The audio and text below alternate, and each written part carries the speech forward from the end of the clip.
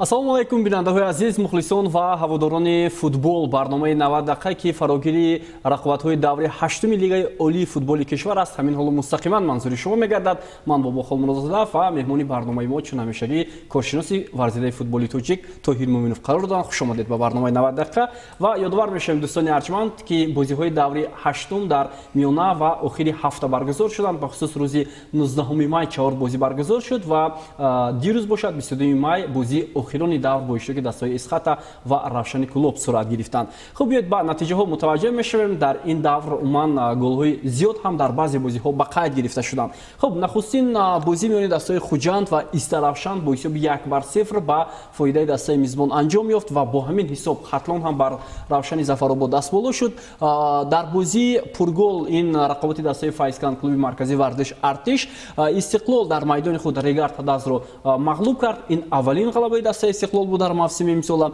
ва Исхата бошад бозиашро бо Равшани Кулоб мусовӣ анҷом дод. Умуман аз 5 бозие ки баргузор шуд, шумо дар рақобати Файзканду клуби марказии варзиш ҳузур доштед. Хуб, пешгӯии шумо дар мавриди натиҷаи ин бозӣ дигар буд.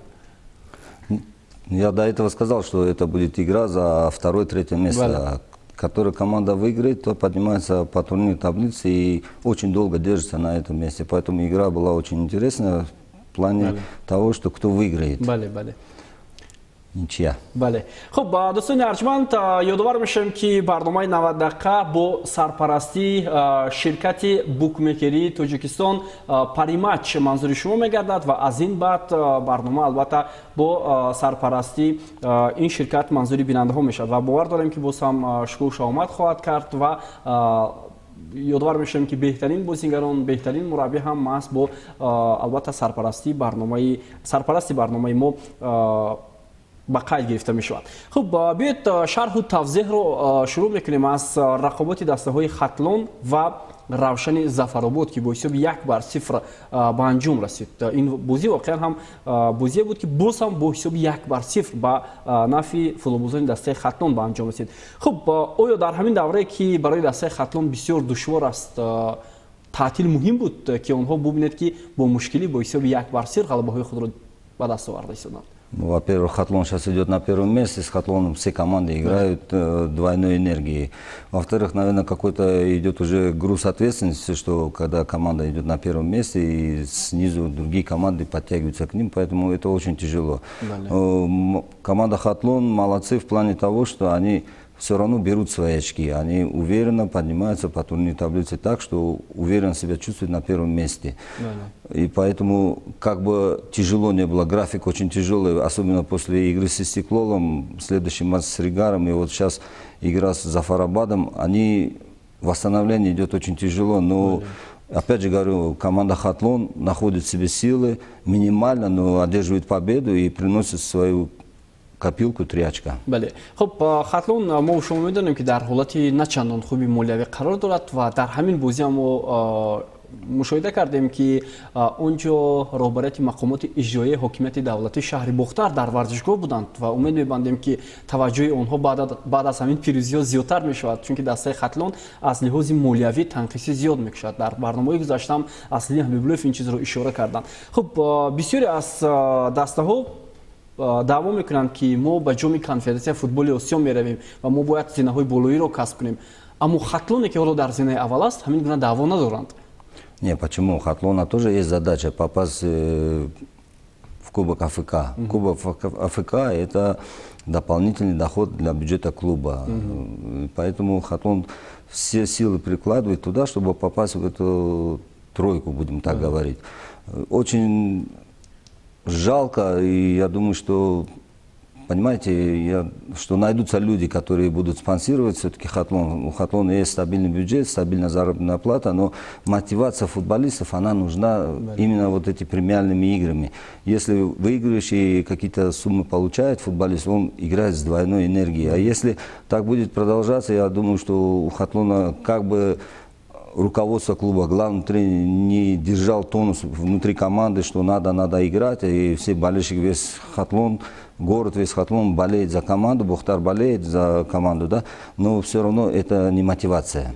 Болельщик одно, а когда еще какая-то мотивация в лице премиальных, вот это если будет, то Хатлон будет держаться уверенно, и он сейчас набрал нужное количество очков, практически первый круг заканчивается, и он недосягаем будет. Хуб, чизи дигар он аст ки аксари бозингарони Хатлон ба тими миллӣ ва дастаи олимпии кишвар, яъне дастаи 23 солаи кишвар даъват шуданд. Хуб, баъд аз бозгаштан ин метавонад ба онҳо таъсир расонад?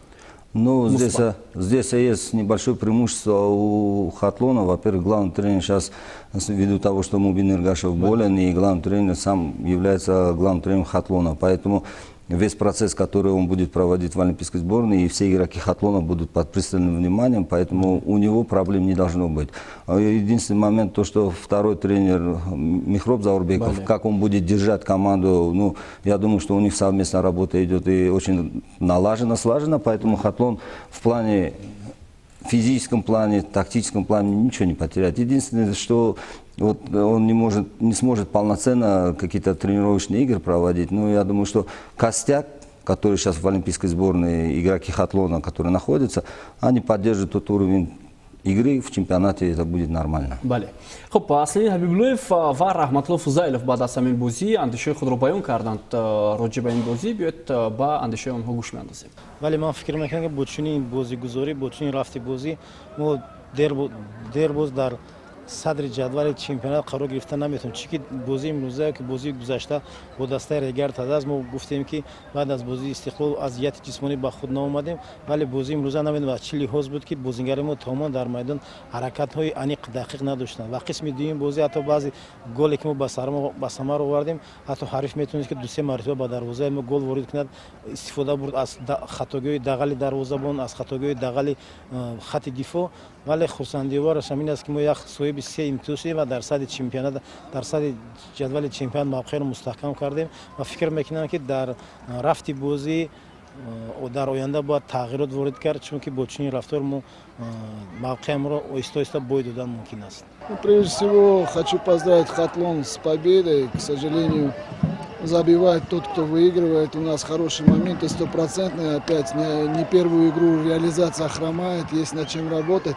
Сказалось, конечно, не хватало игроков, получили серьезные травмы, отсутствовали основные игроки. Но то, что ребятам спасибо за игру, за самоотдачу.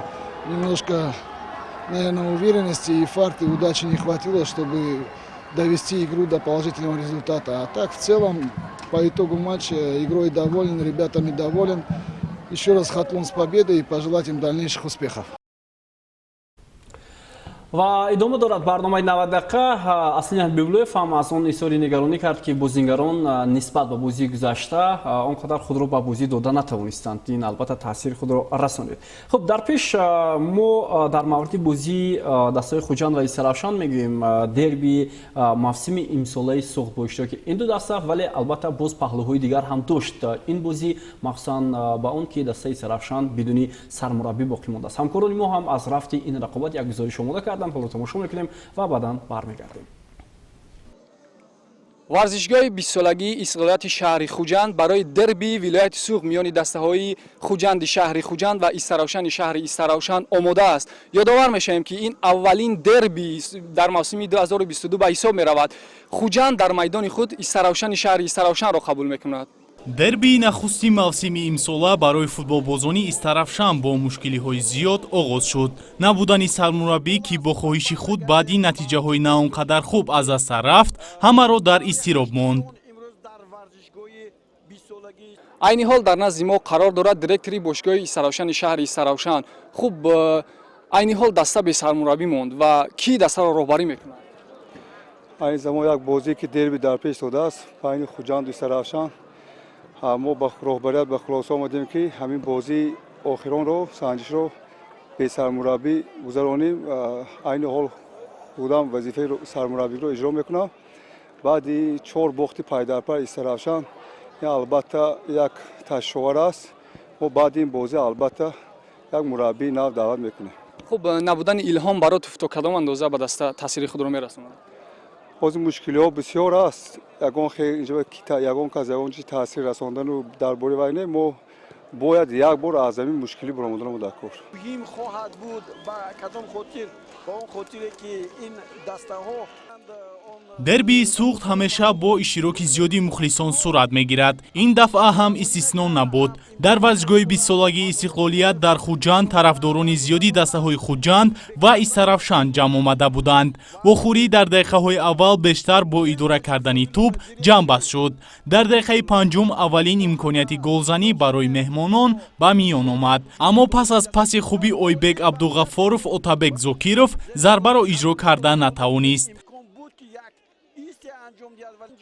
мизбонон ҳам бо ҳамлаҳои зиёд метавонистанд дифоъи дастаи ҳарифро рахна кунанд, вале барояшон муяссар намешуд.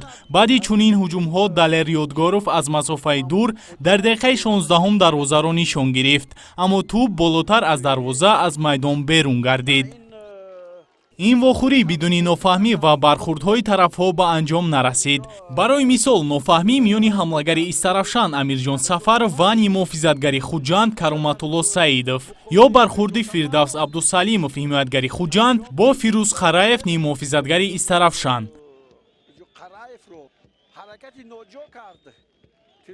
бо баробари оғоз шудани қисми дуюм махсусан дар дақиқаи 53-юми дидор Беке Деудони бо дарвозабон Шоҳрух Қирғизбоев як ба як баромад, аммо аз уҳдаи кушодани ҳисоби бозӣ баромада натавонист. Футболбозони Хуҷанд ҳам дар хати ҳамла ҷиддитар бозӣ карданд ва чанд вазъиятҳои хуби голзанӣ ба миён оварданд. Бо ҳамлаҳои позитсионӣ футболбозони Хуҷанд натавонистанд вазъияти хуб дар ҳамла пайдо кунанд. Ин буд ки дар дақиқаи 87-уми рақобат Фирдавс Чақалов баъди партофти Наимҷон Иброҳимзода тӯбро ба даруни дарвозаи Истарафшан равон кард ва пирӯзии муҳими тимашро таъмин намуд.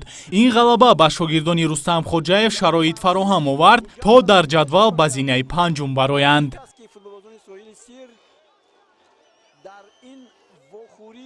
як чиз набуд, фақат аз аввали бозӣ ба фикри ман бозӣ бо он равиши гирифт ки чизе ки мо мехостем ва чизе ки интизор будем, лекин барои ғалаба кардан гол дар кор аст. Он вазъиятҳое ки голзанӣ доштем истифода набурдем ва хурсандем ки дар охир ҳамун як голе ки ба мо ғалаба овард Фирдавс Чакалов ба нишон расон.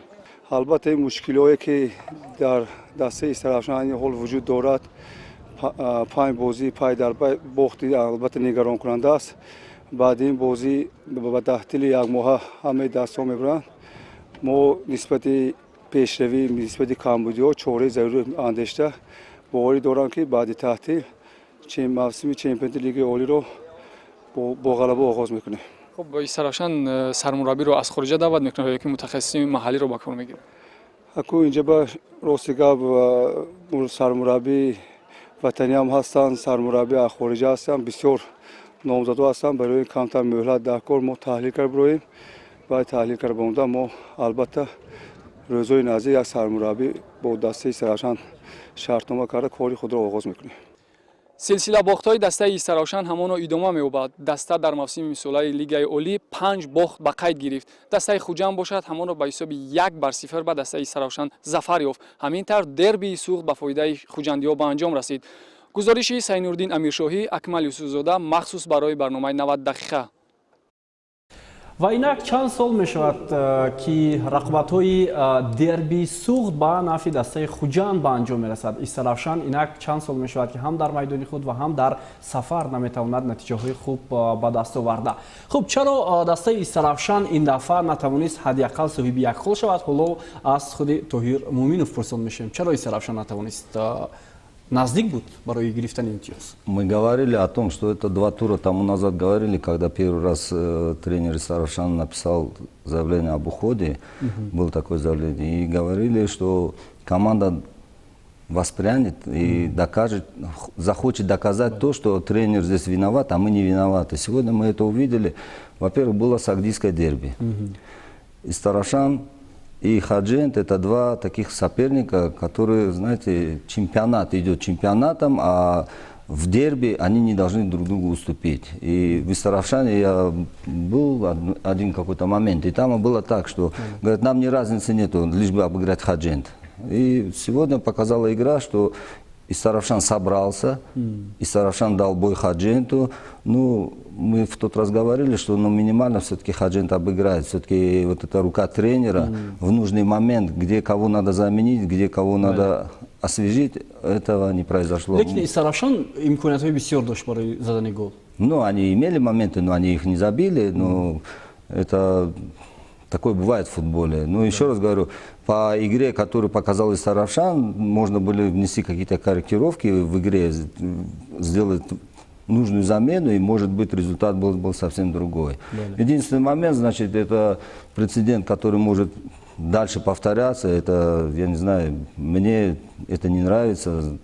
То, что директор клуба, да, он сейчас говорит, он болеет за Саравшан, это красивый город, болельщики, огромное количество болельщиков, но директор клуба ведет себя сейчас, в данный момент повел себя как главный тренер.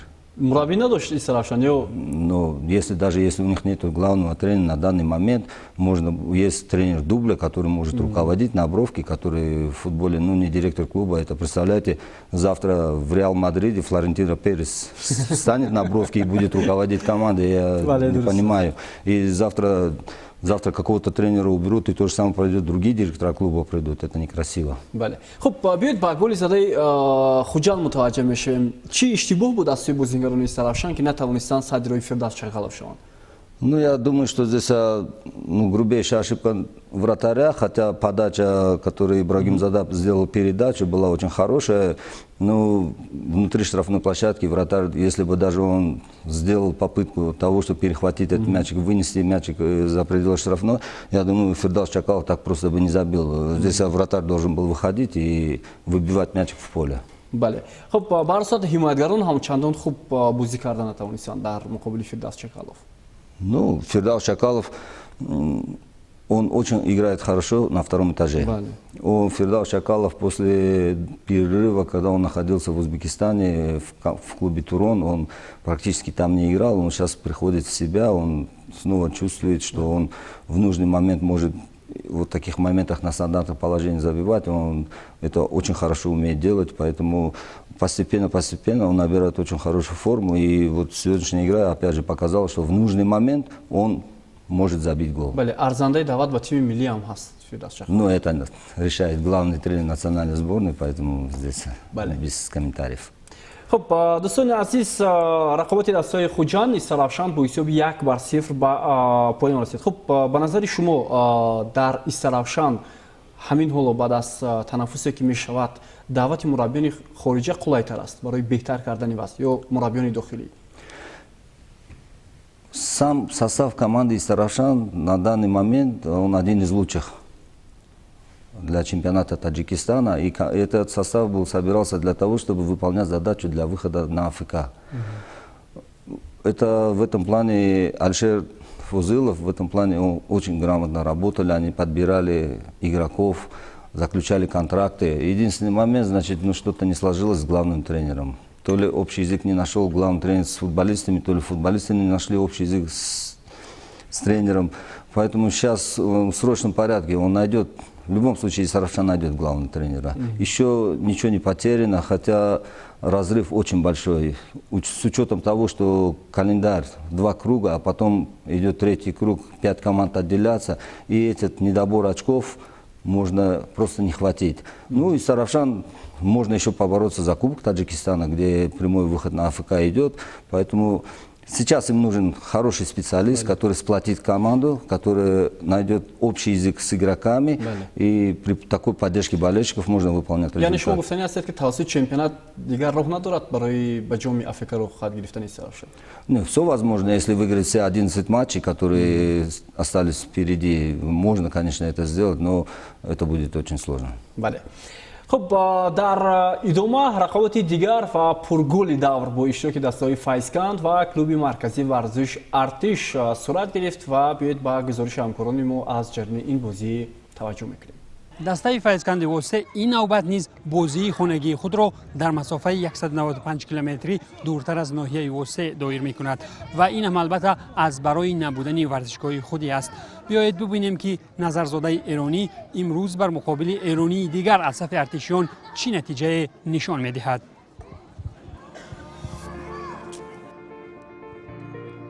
در پیشروی بازی دور هشتم لیگ اولی مملکت میان تیم‌های فیضکند و کلوب مرکزی ورزشی ارتش که دسته ناحیه وسه جایگزین زینه چهارم بود و ارتشیان در زینه دوم قرار گرفته بودند، هر دوی دسته‌ها زیر راهبری مربیان ایرانیشان با نیت گرفتن 3 گل کلیدی وارد میدان شدند.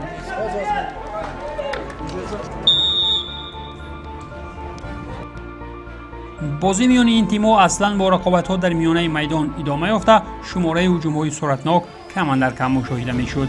اولین امکانی تهدید به دروازه اهل‌دین حبیب‌اللهیف را هم مهمانان زیر دست گرفتند، زمانی که در دقیقه 4 نزدیک جریمه‌گاه فیضکند نسبت تت قید ویرانکنی به قید گرفته شد، ولی ضربه جریمه‌ای از جانب شرفجان صالح اجرا شده را هم دروازه‌بان فیضکند به ضرر نمود.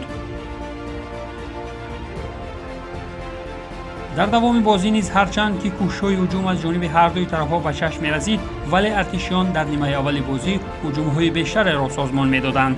مصدر نتیجه یکی از چنین هجوم‌ها پس از ضربه تت را برگرداندن علیشیر خالمرادوف از داخل جریمه‌گاه ارتشیان پنالتی را طلب نمودند، ولی اشتکی داور خاموش بود.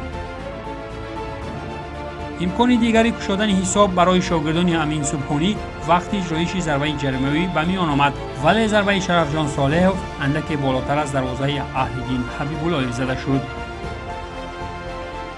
در دقیقه 33 رقابت باشد، امین سبحانی با وارد نمودن الچیبک رشیدبکوف برای وضعیت یک تغییرات بروقتی را هم در خط حمله وارد نمود و در خصوص این قرار خود سرمربی ارتشیان چنین ابراز نظر کرد: این پلن کاریه، اون 20 دقیقه اون کار ما رو انجام میده، پلن دوم بازیکن دوم اونو کامل میکنه. خب که اون تغییرات اجباری نبود. نه اجباری نیست و بیشتر تاکتیکی.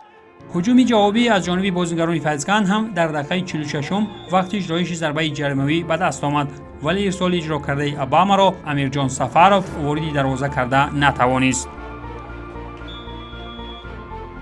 همین طریق دسته ها پس از علاوه شدن 1 دقیقه به نیمه اول بازی با حساب 0-0 به تنفس برآمدند. نیمه دوم بازی با تغییرات در خط حمله از جانب مسعود نظرزاده شروع گردید. اینجا سروان فیضکند حکمت الله رسولوف از میدان گرفته شده، برای عوض او شفقت حاتم به بازی درآمد. پس از مبارزه‌های طولانی در میانه میدان و بازیگزاری دغلی برای چمپیونات موقعی‌ها باز آشنا، اخیراً خطرناکترین حالت گلزنی هم در بازی مذکور به میان آمد. پس از پری کردن 19 دقیقه نیمه دوم بازی، ضربه قوی وایسکین سفرov به تیری دروازه رسید. سرمربی ارتشیان بهر باز هم تقویت بخشیدن بازی دسته‌اش در خط حمله یک بار 2 بازیگر را به میدان آورد. خورشید عبداللهیف به جای وایسکین سفرov و نوروز رستم برای عوض عبدالله شریفov وارد میدان شدند. دسته میزبان باشد اخیراً در دقیقه 68 دیدار با فشارآوری به خط دفاع ارتشیان توانست که حساب بازی را گشاید. اینجا پس از ارسال سلیمانov به جریمه‌گاه توپ را داراب ارگاشov با سر وارد دروازه نمود. کلوب مرکزی ورزشی ارتش هم پس از سر دادن گل به دروازه خود تغییرات نوبتی را سازمان داد و اینجا برای عوض ادریس امینو خورشید تیمور جرعه وارد میدان شد تا به بازی تیم خود تأثیر مثبت رساند.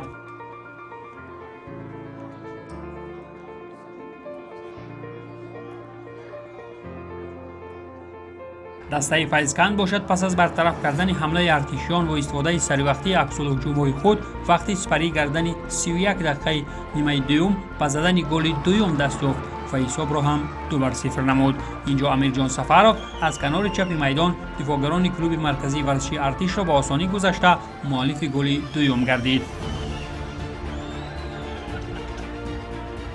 اخیراً در دقیقه 92 رقابت در نتیجه یکی از هجوم‌ها الچیبک رشیدبکوف با سر توپ را به پیش هوا داده خورشید عبداللهیف توپ را وارد دروازه نمود و حساب هم 1-2 شد. در ادامه ما وارد بازی شدن 2 بازیگر فیضکند را از کرسی‌های احتیاطی مشاهده نمودیم و این هم با مقصد پرقوت کنی خط دفاع عملی کرده شد، ولی وابسته به این هم هجوم ارتشیان نزد دروازه اهل‌دین حبیب‌اللهیف بیشتر می‌شد. وقتی هجوم نوبتی ارتشیان الچیبک رشیدبکوف ارسال قلعه را از کنار راست میدان وارد جریمه‌گاه حریف نموده، نوروز رستمov آرامانه با سر توپ را وارد تور نمود و با همین هم حساب 2-2 شد. پس از 2-2 گشتن حساب بازی هرچند که هر دوی جانب‌ها به خط حمله می‌شتافتند ولی دیگر حساب تغییر نیافت و بازی دوره هشتم میان دست‌های فیضکند و کلوب مرکزی ورزشی ارتش با نتیجه مساوی 2-2 خاتمه یافت. مبارزه میدانی میان دو متخصص ایرانی مسعود نظرزاده و امین سبحانی اخیراً با نتیجه صلح‌آوری 2-2 انجام یافت. هرچند که در مسیر بازی دسته فیضکند و 3-0 پیشرفت بود ولی اخیراً ارتشیان توانستند که در نیمه دوم در فرصت‌های آخر 2 گل جوابی زنند و یک خالی را برایشان تامین نمایند. ایمان بکشاد بکزاد، اکرم کلانوف، گزارش مخصوص برای برنامه 90 دقیقه از ورزشگاه نفتیانیکی ناحیه رودکی.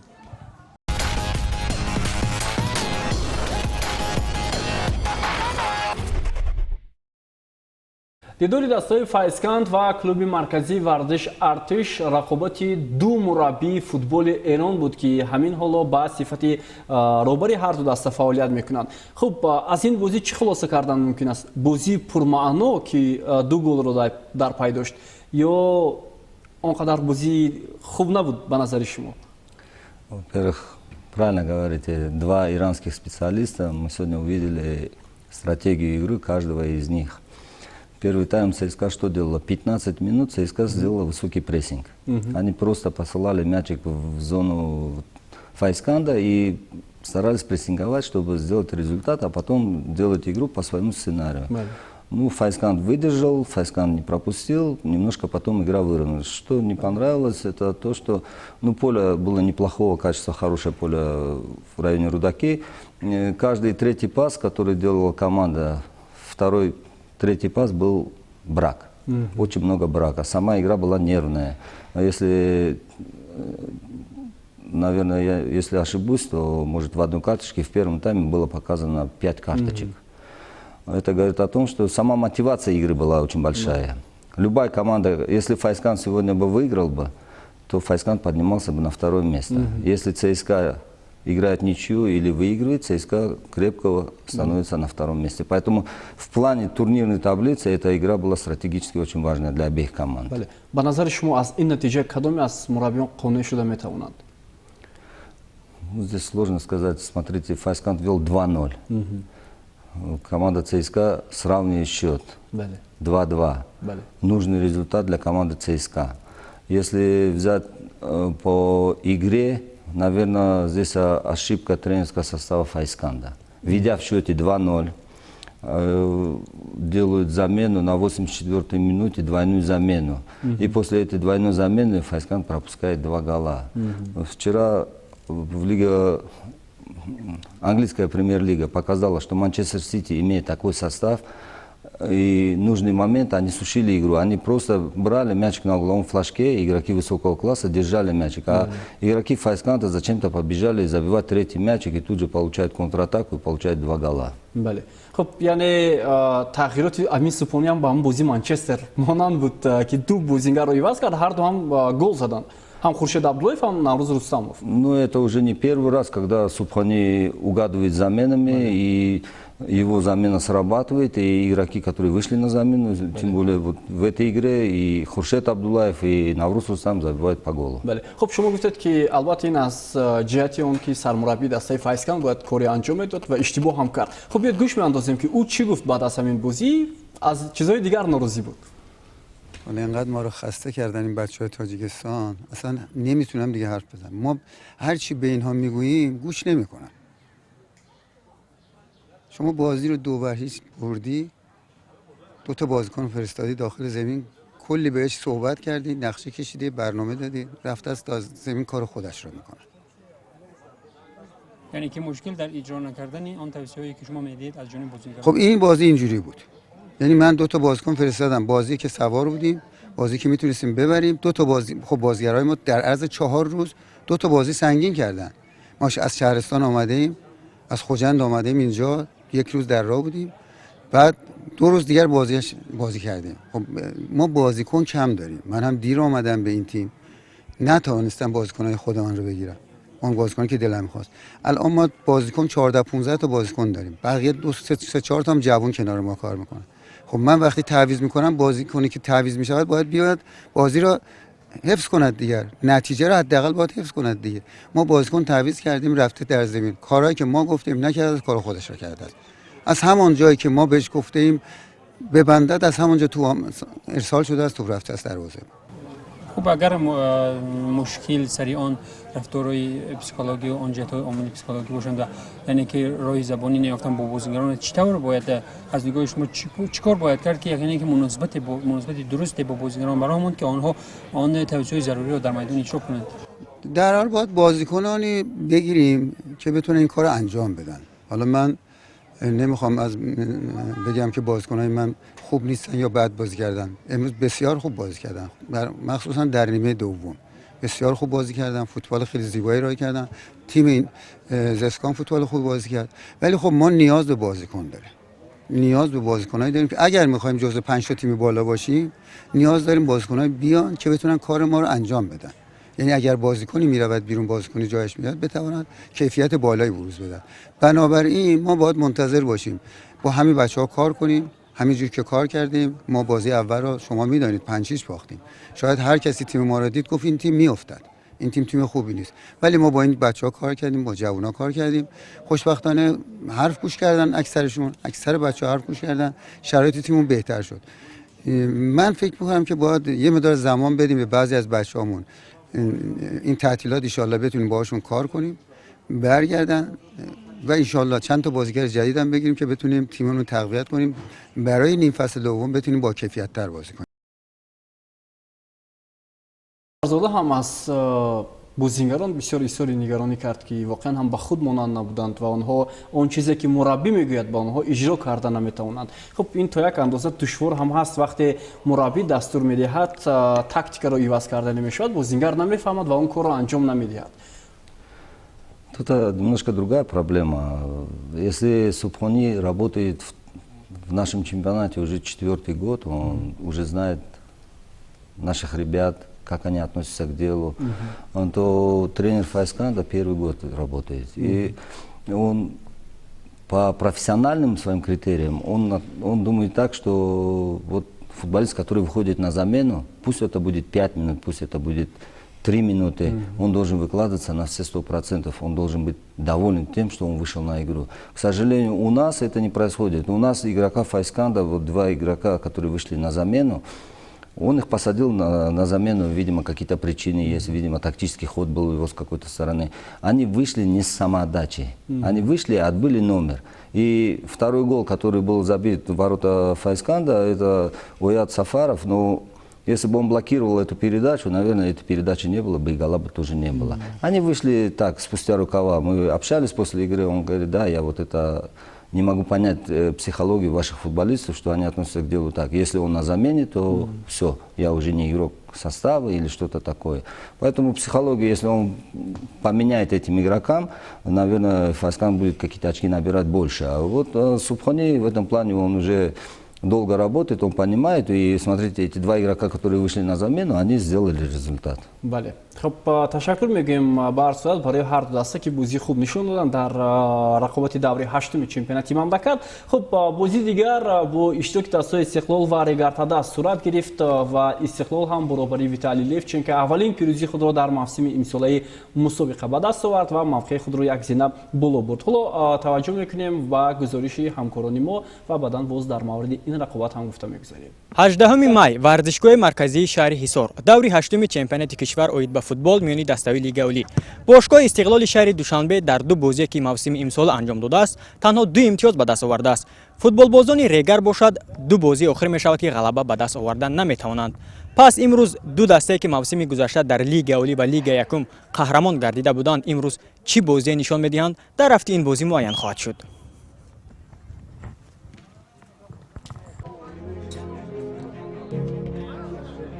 چون انعنا نیم ساعت پیش از آغاز بازی هر دو باشگاه با تمرین‌های دسته جمعانه سرگرم شدند. فوتبال بازان استقلال نسبت به فوتبال بازان ریگر چند دقیقه پیشترک تمرین‌ها را آغاز کردند. آنها طبق مشغولیت‌های در پیش گذاشته سرمربی دسته ویتالی لفچنکو مرحله به مرحله مشق‌ها را تا وقتی بازی اجرا نمودند.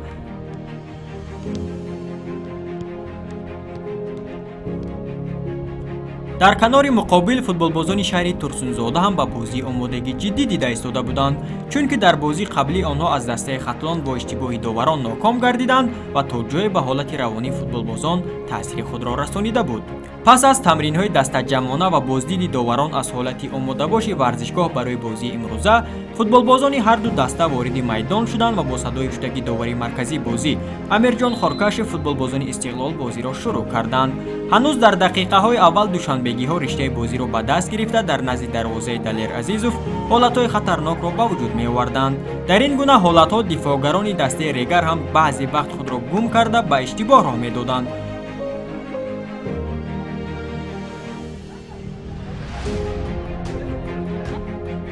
ҳамин тарзи бозӣ буд ки дифоъгари бошгоҳи Регар Эмомалӣ Аҳмадхон дар дақиқаи даҳуми бозӣ муқобили Ислом Зоиров дар дохили ҷаримагоҳ ба қоида ситезӣ даст зад ва довар ба суди Истиқлол зарбаи 11 метра таъин намуд. Манучаҳр Ҷалилов зарбаи пеналтиро бехато ба кунҷи рости дарвозаи Далер Азизов равон кард ва ҳисоби бозиро дар бохӯрии имрӯза боз намуд. пас аз ин гол яку якбора дастпарварони Ҳикматулло Фузайлов ба худ омада аз аксулҳуҷумҳо кормегирифтагӣ шуданд.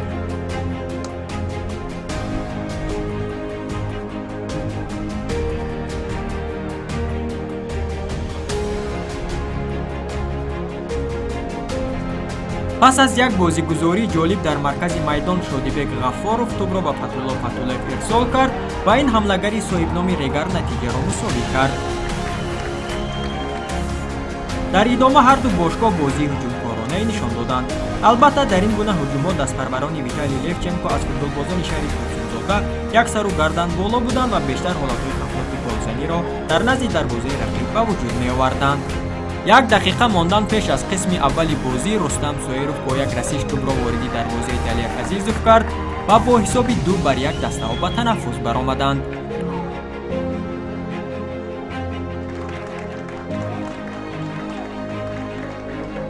қисми дуюми бозиро даставо бе тағйирот дар ҳайаташон оғоз карданд.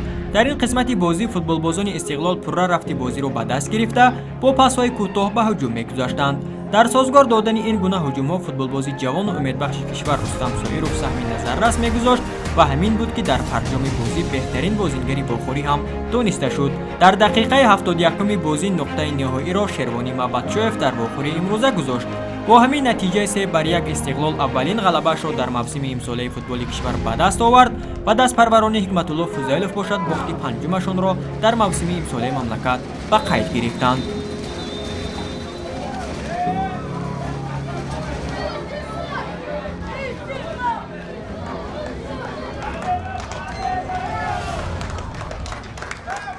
Хотел бы, во-первых, поздравить Истиқлол с победой. Действительно, мы сначала первого тайма вышли от обороны, думали не раскрываться с Истиқлолом, потому что в открытый футбол с Истиқлолом играть тоже команда играет в Лиге чемпионов Азии. Но нам удалось сравнять счет, и единственное, у нас молодежь еще не готова на 100%. Может, годик-два и достойный отпор дадим Истиқлолу. Ну, у нас время есть, возможно, даже будут перемены. В любом случае, окно откроется. Мы планируем 6-7 игроков поменять, уже хороших игроков взять. И так думаю, что у нас команда будет другая. Ну, игра, мы уверенно играли, вот, хотя повели в счете, соперник сравнял очень быстро, вот, но чувствовалась уверенность у ребят, чувствовалось, что мы эту игру доведем до логического конца, я имею в виду, что победим, вот, и так оно и получилось. Просто я попросил ребят, чтобы они больше контролировали мяч и не теряли простые мячи в простых ситуациях, как у нас было некоторых эпизодов, которые были в игре. воқеан имрӯз мо дар бозӣ миёни дастаҳои Истиқлол ба Регар бозии муҷаллоеро тамошо кардем. футболбозони Истиқлол аввалин ғалабаашонро дар мавсими имсолаи лигаи футболи кишвар ба даст оварданд ва футболбозони Регар бошад 3 бозӣ мешавад ки ғалаба ба даст овардан наметавонанд. гузориши Фаридун Сафарзода, Доро Саадуллоев барои барномаи 90 дақиқа.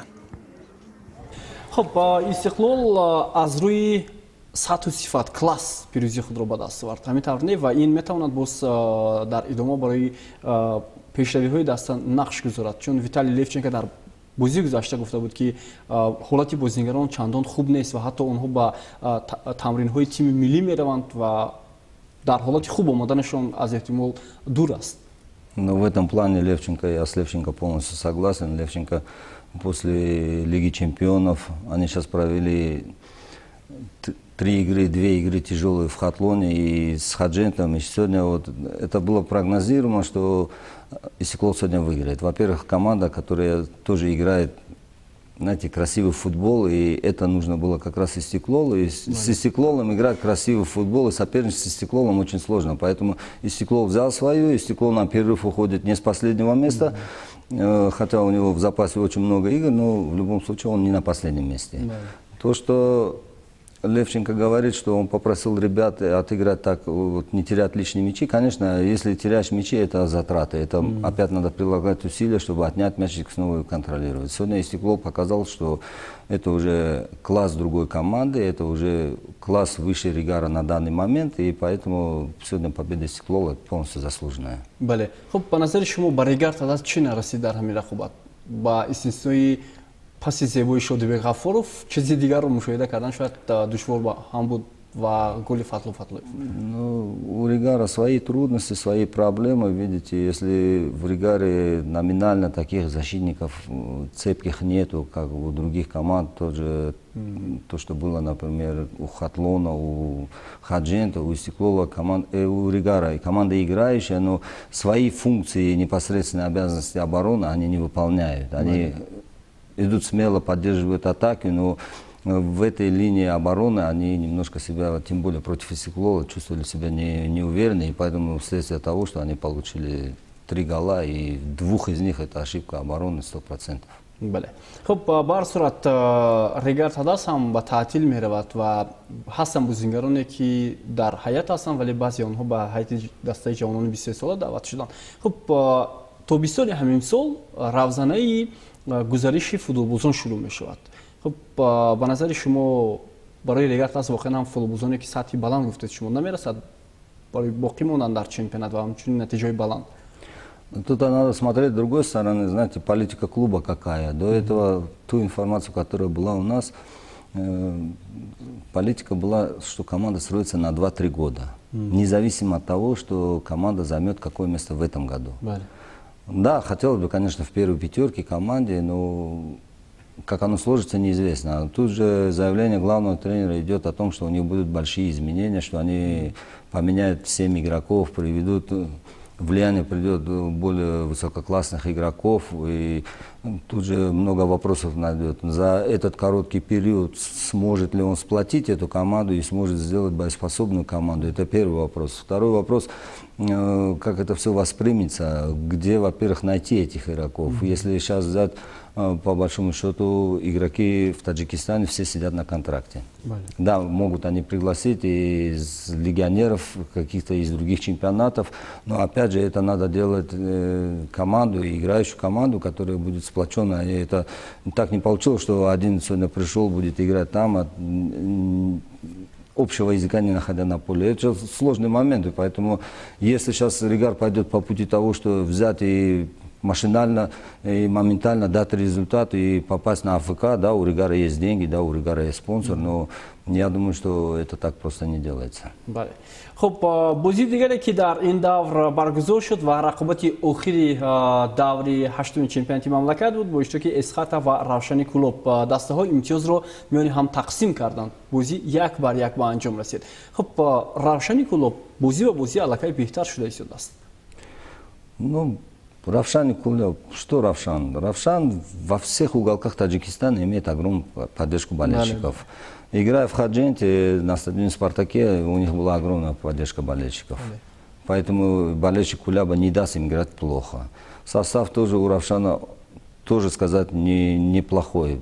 Ребята очень хорошие, ребята, которые поиграли во многих клубах, которые достигали каких-то результатов. Но в то же время они играли с командой Исхата. Исхата, которая показывает яркую игру.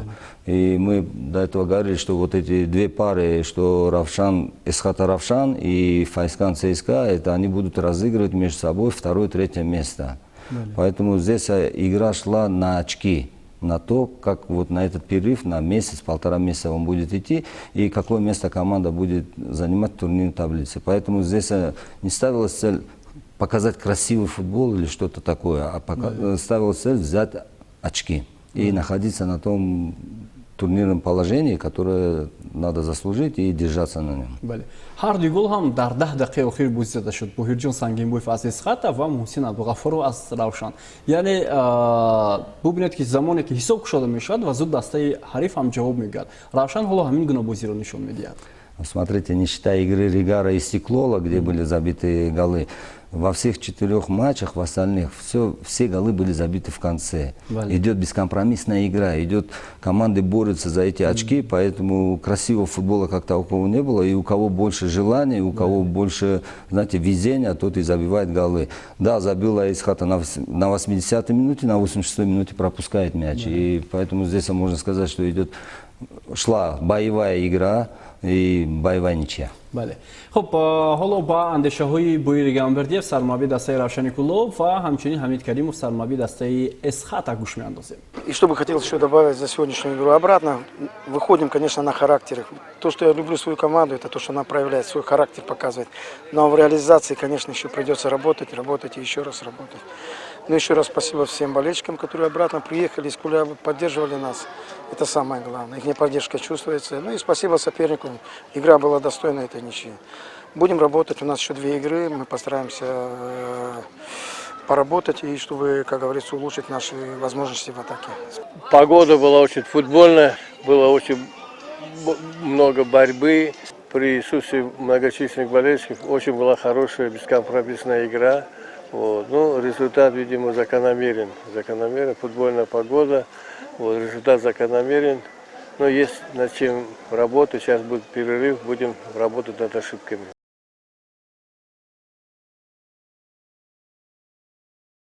маълум мешавад ки ҳар тим мураббиён ҳам аз натиҷаи ин бозӣ қаноатманд ҳастанд ва дар даври ҳаштум якчанд умур ба қайд гирифта шуд. Аз ҷумла дар ин даври рақобатҳои лигаи олии футболи мамлакат 12 гол дар он зада шуд дар 5 бозӣ ва ҳамчунин дар ин рақобат соҳибони майдон тавонистанд ба дарвозаи ҳарифон 4 гол зананд ва футболбозони дастаи меҳмон бошад ба дарвозаи ҳарифон 9 гол заданд ки ин хеле зиёд аст. меҳмонон зиёдтар ба дарвозаи ҳарифон гол заданд. Хуб 19 корти зард дар даври мазкур ба қайд гирифта шуд. фикр мекунам дар 5 бозӣ ин қариб дар ҳар як бозӣ рост меояд ба 2-3 корти зард ки ин ҳам шумораи хеле зиёд мебошад. хуб аз рӯи фарзияи шабакаи варзиш дар ҳар даври барнома беҳтарин бозингарони давр муайян мешаванд ва дар ин давр ҳам истисно нест. дар даври ҳаштум 11 нафар беҳтарин бозингар ба ҳайати рамзии давр шомил гардиданд. аз ҷумла дар хати дарвоза Рустам Якимов аз Истиқлол, дар хати дифоъ Фирдавс Чакалов аз канори рост аз Хуҷанд, дар марказ Никита Чичерин аз Истиқлол ва ҳамчунин Алишер Баротов аз Хуҷанд ва аз канори чапи майдон бошад Арсен Абам аз дастаи Равшан, дар маркази майдон Боҳирҷон Сангинбоев аз Исхата, Муҳсинҷон Абдуғафуров аз тими Равшани Кулов, Эҳсон Бобоев аз Хуҷанд, Шервонӣ Мамбатшоев аз Истиқлол ва 2 нафар ҳамлакар футболбозони ҷавон Нурдин Ҳамроқулов аз Хатлон ва Рустам Соиров аз тими Истиқлол. Виталий Левченко мураббии беҳтарини даври ҳаштум аз рӯи фарзияи шабакаи мо. Арсен Обама аз команди Файсканд. Файсканд, бале, Арсен Обама аз тими Файсканд аз канори чапи хати дифоъ. хуб беҳтарин бозингари даври ҳаштуми чемпионати мамлакат ва шояд дар барномаи мо ин маротибаи дуюм мешавад ки беҳтарин бозингари даврро ҳимоятгар мегӯяд. қаблан Тони Бикатал ва ин дафъа дар даври ҳаштум Фирдавс Чакалов аз дастаи Хуҷанд. воқеан ҳам Фирдавс яке аз бозингарони хуб ҳам ҳаст, дастбаррои клуби маркази варзиш Артиш. Ну, это было сагдийское дерби, где он забил решающий мячик, и поэтому здесь я думаю, что ни у кого сомнений не будет, и можно признать, что Фирдавс Чакалов лучший игрок тура. Бале, воқеан ҳам ӯ як фигураи асосии дастаи Хуҷанд ба ҳисоб меравад ва баъд аз бозгашт аз Ӯзбекистон ҳам Хуҷанд бозингарро сар надод ва зуд ба дастаи худ ҷалб кард. хуб ба рӯи хати нишонзанҳо мутаваҷҷӯҳ мешавем. инҷо қариб ки тағйирот нест. тағйирот танҳо ягона Фатулло Фатуллоев голи чаҳорумашро зад ва ба қатори нишонзанҳо шомил гардид. Дилшод Бозоров, Шарафҷон Солеҳов инҳо 5 голи заданд. Мбеке Деодони, Санҷар Исхибоев ва Фатло Фатлоев 4 голи ба дарвозаи ҳарифон равон карданд. Хуб, ҷадвали мусобиқа чунин аст. Баъд аз 8 даври бозиҳо садрнишин чун ҳамеша дастаи Хатлон бидуни бохт ягона дастаи дар баробари Истиқлол ҳам ҳаст, вале Истиқлол бозиҳои камтар дорад. Хатлон бозиҳоро бидуни бохт анҷом додааст. Дар 5 бозӣ онҳо ғалаба карданд, 3 бозӣ мусовӣ. Клуби маркази вардиш Артиш дар зинаи дуюм, Равшани Кулоб сеюм, баъдан дастаҳои Файзканд, Хуҷанд, Эсхата қарор гирифтанд, Регарта даст ҳамчунин, Равшану Истиқлол дар зинаҳои поёнӣ қарор доранд, Равшани Зафаробод ва Истиравшан дар зинаи охир. Истиравшане ки бисёр мухлисон аз ин даста умеди зиёд доштанд, вале баъд аз 8 давр онҳо дар зинаи даҳум ҳастанд. Если посмотрите на турнирную таблицу, Хатлон 18 очков и команда, занимающая 6 место, 8 очков, 10 очков разница. Практически можно сказать, что Хатлон задачу выполнил, то, что он попал в пятерку. Практически. Хатлон не позволит себе проиграть, например, 50% игр, это так невозможно. Если с учетом взять, что Истиклол свои очки наберет и Истиклол идет в эту пятерку, то здесь за 3 вот этих места, которые, чтобы оказаться в пятерке, борьба будет очень интересная. И я думаю, что чемпионат с каждым туром будет интереснее. Все зависит от того, как команды вот это время проведут и подготовятся к следующим турам. Бале. Хуб, даври оянда ҳам ҳоло маълум нест ки кадом вақт баргузор мешавад, чунки бо сабаби иштироки дастаи мунтахаби футболи Тоҷикистон дар ҷамъияти таълимиву тамриние ки дар Дубаи Аморот сурат гирифта истодааст барои омодагӣ барои бозиҳои интихоби ҷоми Осиё 2023 ва ҳамчунин дастаи ҷавонони 23 солаи кишвар ки ҳамеша бурӯз дар Хуҷанд ҳам тамринҳои худро баргузор карда истоданд ва воқеан ҳам ҳоло маълум нест ки бозиҳо кай баргузор мешаванд. Хуб, ин муддати хеле ҳам дароз нест дар чемпионат. Ну, это все в интересах национальной сборной, в интересах олимпийской сборной. Поэтому, пользуясь случаем, хочу пожелать и национальной сборной, и олимпийской сборной нашим хорошее выступление и достойного выступления, а особенно национальной сборной, чтобы наконец-то мы попали в эту финальную часть Кубка Азии, чтобы там представлять Таджикистан на международной арене. Бале, моҳи июн воқеан ҳам моҳи имтиҳон аст барои футболи Тоҷикистон, чунки аз 3 июн дастаи ҷавонони 23 солаи Тоҷикистон дар бозиҳои ниҳоии чемпионати Осиё бозӣ мекунанд ки онҷо ҳарифони тими мо Арабистони Саудӣ, Ҷопон ва ҳамчунин Аморот ҳастанд. Баъдан дастаи мунтахаби Тоҷикистон дар Қирғизистон бозиҳои худро баргузор мекунад ки бо Мянмар, Сингапур ва Қирғизистон баргузор мекунад. Дар охири моҳи июн бошад Хуҷанд ва клуби марказӣ дар ҷоми Африка ҳунарнамоӣ мекунанд. Ба ҳама дастаҳои кишвар барор мехоҳем ва бовар дорем ки шарафи футболи моро сарбаландона дифоъ мекунанд. Хуб, аз Тоҳир Муъминов, коршиноси ҳамешагӣ барномаи изҳори сипос мекунем. Дар ин муддати таътил албатта барномаи мо ба анҷом намерасад. ҳар ҳафта мо метавонем бо мавзӯъҳои гуногун роҷеъ ба футболи кишвар барномаро пешкаши бинандаҳо кунем. Хуб, дар ҳаминҷо барномаро ба анҷом мерасонем. дӯстони арҷманд, то нашои дигар сеҳатманду пирӯз бошед ва ногуфта намонад ки сарпарасти барномаи 90 дақиқа ин ширкати букмекерии Паримач Тоҷикистон аст ва албатта тавассути сарпарастон ҳам барнома боз ҳам бештару хубтар хоҳад шуд. То нашои дигар сеҳатманду пирӯз бошед. хайр.